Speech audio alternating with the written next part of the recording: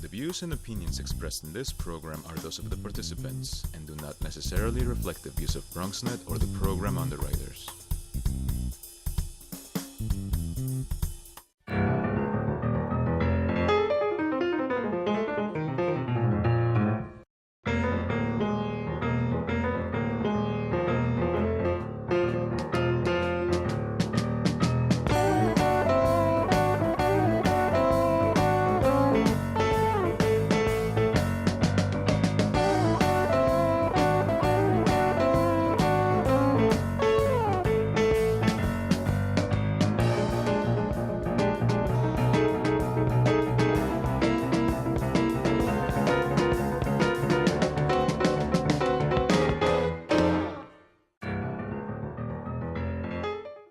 Good evening and welcome to BronxTalk. Tonight's guest is one of the strongest voices in the City Council on the reform of NYCHA.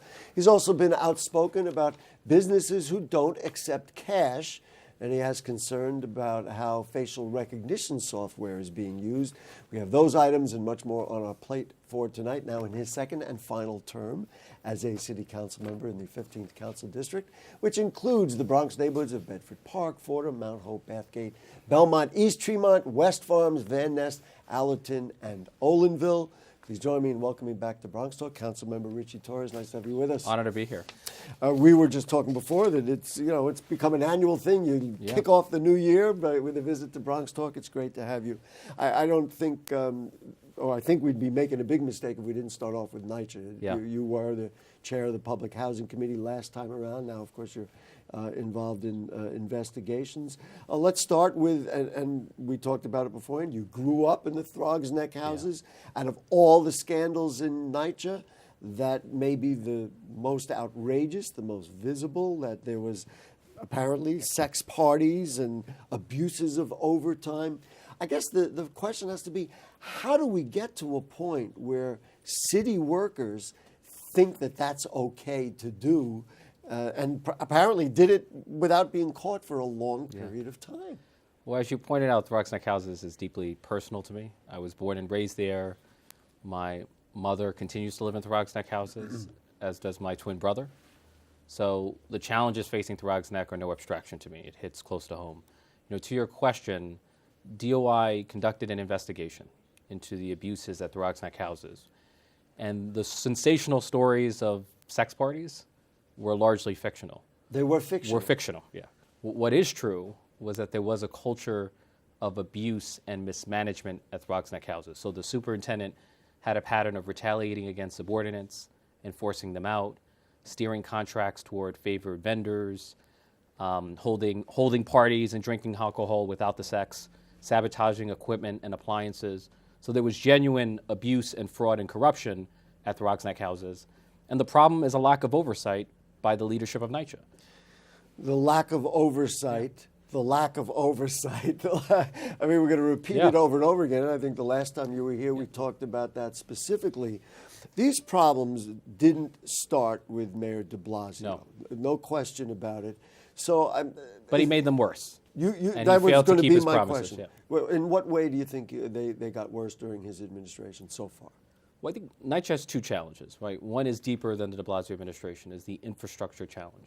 NYCHA has been so starved of funding at every level of government, including the federal government, that it's come to accumulate about $32 billion worth of capital needs. So you have buildings across the city that are crumbling under the weight of a multi-billion-dollar capital need. That problem is much deeper than the de Blasio administration. Where the mayor went wrong is the management of public housing, right? Under the mayor, the housing authority misled the public and the city council about the full extent of lead poisoning in public housing, about the true size of the maintenance backlog in public housing, and that's what led to a 2-year investigation by the U.S. Attorney for the Southern District, which resulted in a settlement between the city and the U.S. Attorney, the consent decree. And under the consent decree, the city agreed to commit $2.5 billion to renovate NYCHA's crumbling infrastructure and to the appointment of a monitor who would oversee the operations of NYCHA. The federal judge rejected that consent decree. And then what happens at that point or at this point or now, we still don't know. So there are three scenarios. Either nothing happens and NYCHA continues to be in a state of confusion and chaos, or you have a new consent decree with a monitor, or you might have what is known as receivership, which means that the federal government would strip the city of control of NYCHA and effectively take it over and appoint a receiver who would have emergency powers, powers to ignore local and state laws, powers to eliminate labor contracts, powers to hire and fire anyone at the housing authority. From the federal government point of view, Yeah. and they're looking at the outside and they read the newspapers Yeah. like we do, they probably have Sure. more access to information, maybe as much as you do. Why wouldn't they say, you know what, this is out of control, this is not being managed properly, frankly, has not been Yeah. managed properly for a number of years by the city of New York. We really need to take over it, much like a bank would take over a private landlord's property. Because the federal government is more part of the problem than part of the solution, right? The federal government effectively burned down the house of public housing and now is pretending to be the hero that's going to rebuild it. So there's an element you of would not hypocrisy. be in favor of option 3. Well, there are two kinds of receivership. So there's judicial receivership, where the court would appoint a receiver. I'm open to judicial receivership. But then there's administrative receivership, where the Trump administration would appoint the receiver, and I'm against a Trump takeover of public housing. You know, as you know, I've been doing this show for a very long time, and prior to this extensive dialogue about public housing, there was a lot of talk, and there Yeah. still is talk in the city about private housing, about landlords who are not doing Yeah. the right thing in their buildings. One of the issues was that the city did not have enough inspectors. I think at one point, you know, we had done some analysis, and there were like 6 inspectors for, you know, the entire city Yeah. or the entire borough. Do you feel that NYCHA has the kind of review or even the ability to assess how big the problems are, so that, like any management, if you're a private landlord, you have Right. 5 buildings, you assess what our issues are, you assess how much it'll cost. My sense is the problems are so large and so endemic into the infrastructure of Yeah. the buildings, let alone everything else, that there's, it seems overwhelming, I guess is what I'm saying. Well, first, there's a double standard, right? NYCHA is exempt from the housing rules that apply to private landlords. There's almost never housing inspections, HPD inspections in public housing. And second, I do not trust the housing authority to police itself, because it has a pattern of lying to the public, the city council, the federal government. But I do have legislation that would require the Department of Investigations, which is an independent law enforcement agency, to closely monitor spending at all of NYCHA's 326 developments and look for, if there are irregularities in overtime or in contracting or in spending, then DOI can identify those red flags and conduct investigations from there. How important is this rental assistant demonstration program that's going to take place at Twin Parks, which I Yeah. think is in your district, and also at Batanzas Houses, which is in Councilmember Salamanca's district? Do you see that as an ongoing solution? And I mean, I could describe it. Maybe you want to describe what it is. So the program, the Rental Assistance Demonstration Program, converts traditional public housing into project-based Section 8 so that you can access new sources of funding, particularly the low-income housing tax credit. So the first example of a RAD conversion was in Ocean Bay in Queens. Before RAD, Ocean Bay had been starved of funding, had been crumbling for 60 years. After RAD, it received $500 million worth of renovation. How long ago was it? So that was 2 years ago. Okay. And RAD is going to bring about $40 million worth of renovation to Twin Parks West. So the residents who live there are going to see a transformation of their living conditions, are finally going to be living in apartments free of mold and mildew, free of leaks and lead, with functioning elevators with reliable heat and hot water. Would you be in favor of this program to almost across the board? Is this, is this a real answer? I think the system we have now is failing. And Albert Einstein once said, if you do the same thing over and over again and expect a different result, that's the definition of insanity. So I'd rather I would convert as much of public housing as we can to project-based Section 8. Then that leads into another question about public housing, which Mayor Yeah. de Blasio is moving forward on, and that is selling off properties, raise capital that way. Some of the recreation areas might be in jeopardy of being sold. Are you in favor of that? Do you think that is a good direction to raise money and a proper use of what now are public lands and maybe turn them into private? I mean, I oppose the sale of public housing land, and that's not a fair characterization of the de Blasio administration's plan. He's leasing out land, which is different from selling, for both affordable housing development and market rate development. And the revenue from the market rate development is going to be reinvested for repairs in public housing. So it is a tool for generating more money for public housing. This really is a shout out to folks who are with us and maybe watching in a public housing project.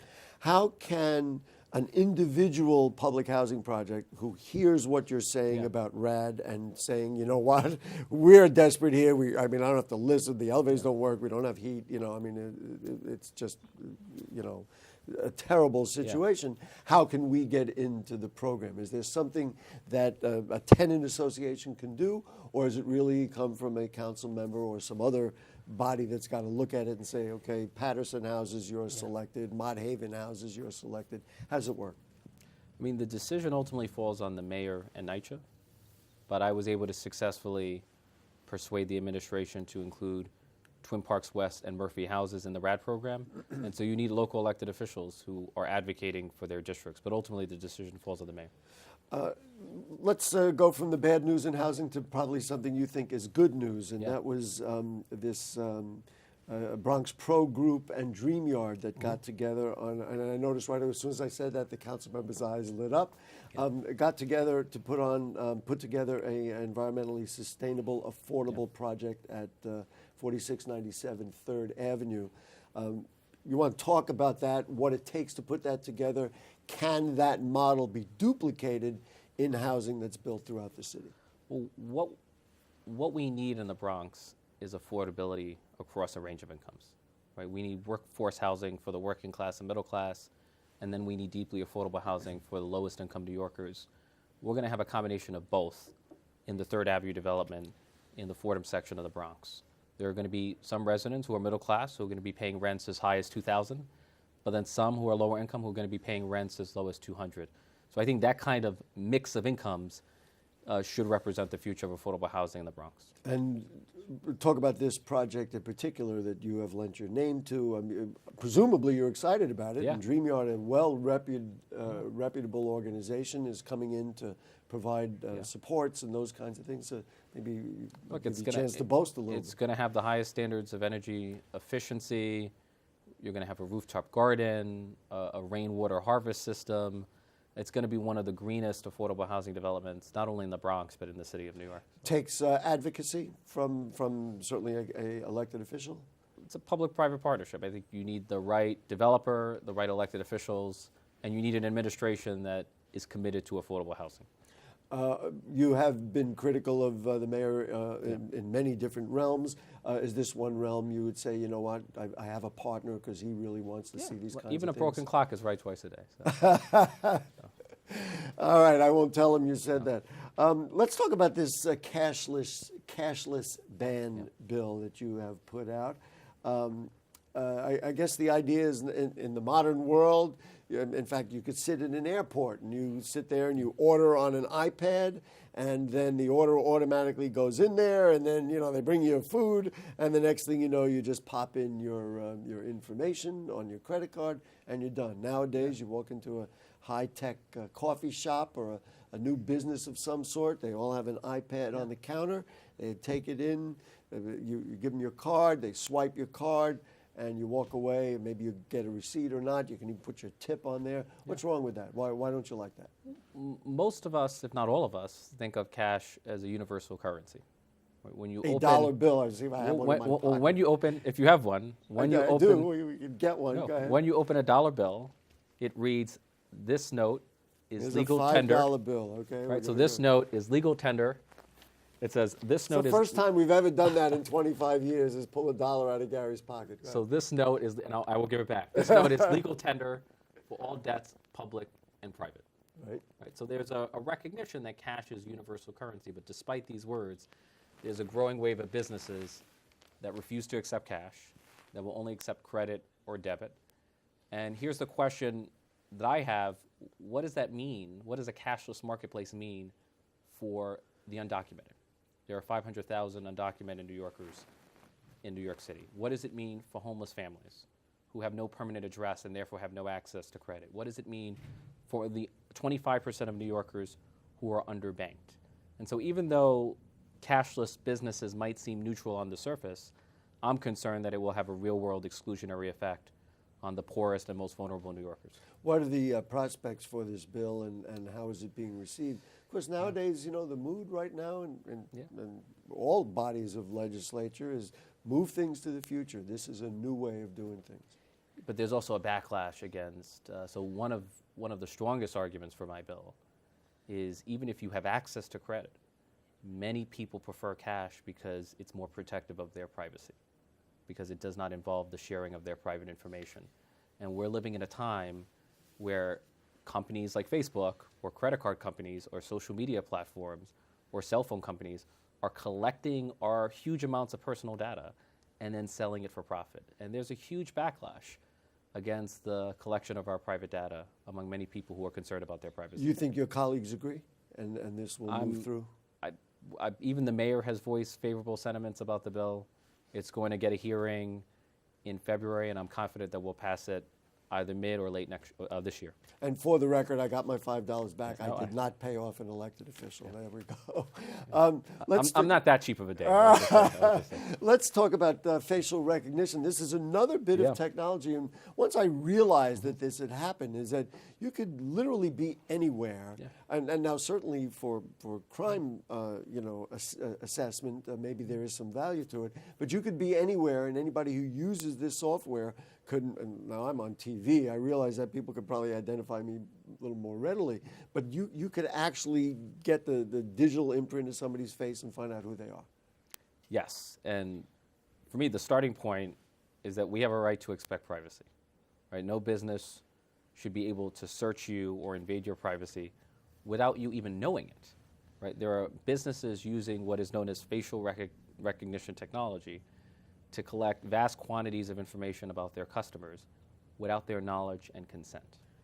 And so I feel as a customer, I have a right to know whether a company is using facial recognition technology, what kind of information are you collecting, or whether you're retaining the information, and if so, for how long, whether you're sharing the information, and if so, with whom. Those are questions to which all customers have a right to know the answers. When you walk into, let's say, a parking lot, and the parking lot has a sign that says this facility is protected, by a camera, by camera surveillance, or in fact, when you drive on. But I know the camera's there. That's right. When you drive on the Grand Concourse, there's a note that says, radar detection, et cetera, et cetera. I was struck by the materials you put out that said at Madison Square Garden. So you go to the Knicks game, right? You go to the ball game without even knowing. Without even knowing, and the Knicks and the Madison Square Garden might very well know. They could probably trace how many games you went to and other things. Now let me ask you something else. When cameras in this, but Madison Square Garden claims that it's a security measure. Well, that was what my follow-up question was. Even if you accept that it's a security measure, there's nothing that prevents Madison Square Garden from repurposing it for profit, or selling it to third parties that will use it for advertising. Or your legislation is just saying, let's just put it up on the wall so everybody knows that that's the case. That's really what you're saying. So you're not saying we're going to require transparency disclosure both online and through signage. So every business would have to post at every entrance a sign that discloses 4 pieces of information: the amount of time you collect, retain, and store information, the kind of information you're collecting, your privacy policies, and the sharing of information with third parties. It's fascinating because I was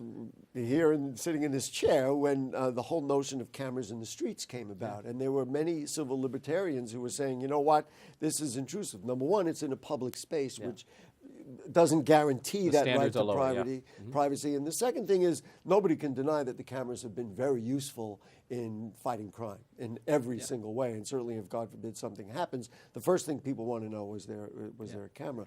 This is different because you're really talking about private collection. Am I getting that right? A few facts. One is, if you're fingerprinting me, I know that you're fingerprinting me. If you're subjecting me to camera surveillance, chances are I know that you are doing so. But businesses have the ability to scan our faces and collect our personal data without us even knowing. Yeah. And so it's an invisible and intangible search, and that's what makes it more dangerous. The status of the bill, you've proposed it, and it's going to go through channels. Yes, it has to go through a committee hearing, but I'm confident that we'll be able to pass it. I want to ask you about a couple of issues that are out there. Number one, congestion pricing seems to be on the way. What's your attitude toward it? You like it? You don't like it? I'm strongly supportive. We have a public transit system in a state of ever deepening decline. We have a signal system that dates back to World War II, before World War II. Right? So what the MTA needs above all else is a dedicated revenue stream.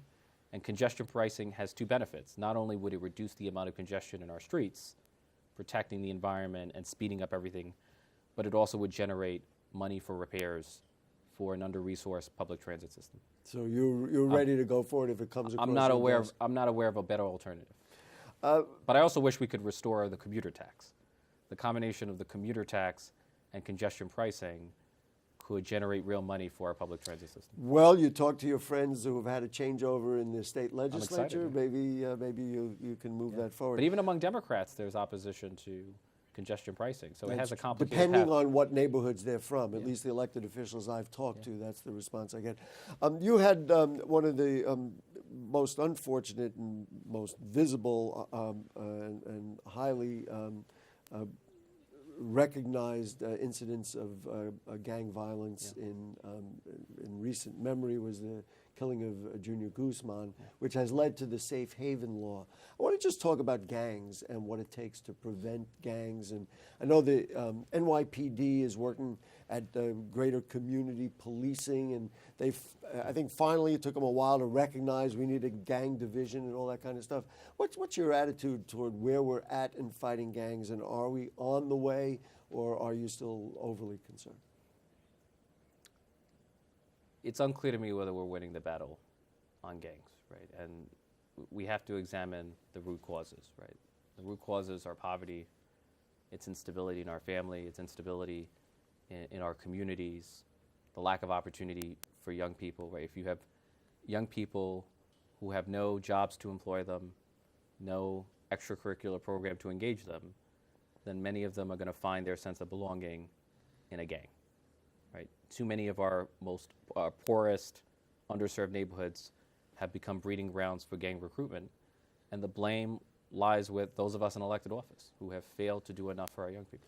You deserve a significant credit for the Bronx River Arts Center when they were struggling to get open. We know that they tried for 7 years to get their building, and then apparently you gave significant funding to make sure that they finally got the building done, and they're open now. So we secured $1.2 million for the renovation of the Bronx River Arts Center.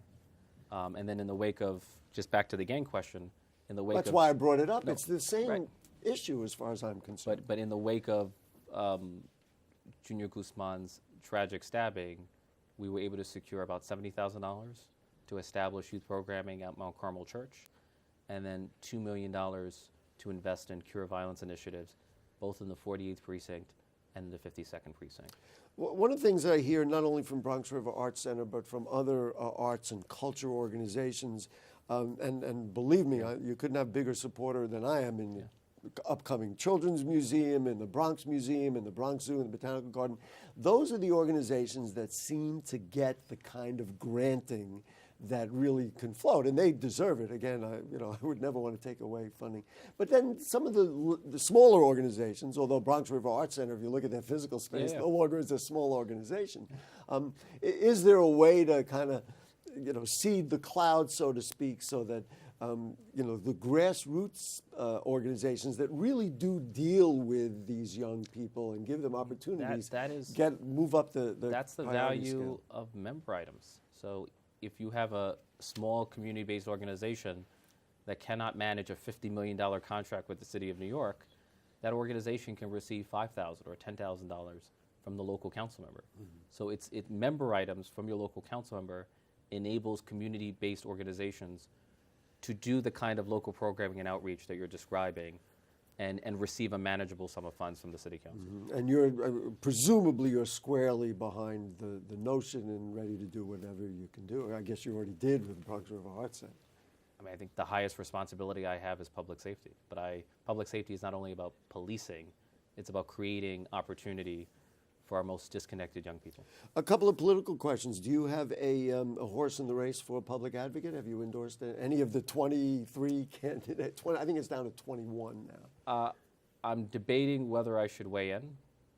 Well, I'm asking for you now. to. For now, I have been neutral, but in fact, I even sponsored a bill to abolish the Office of Public Advocate. So even though the public advocate only has a budget of $3.5 million and has essentially no real power, we're going to spend $23 million on a special election and then have another election in June. And you think the output in terms of what the public gains from the Office of Public Advocate is minimal?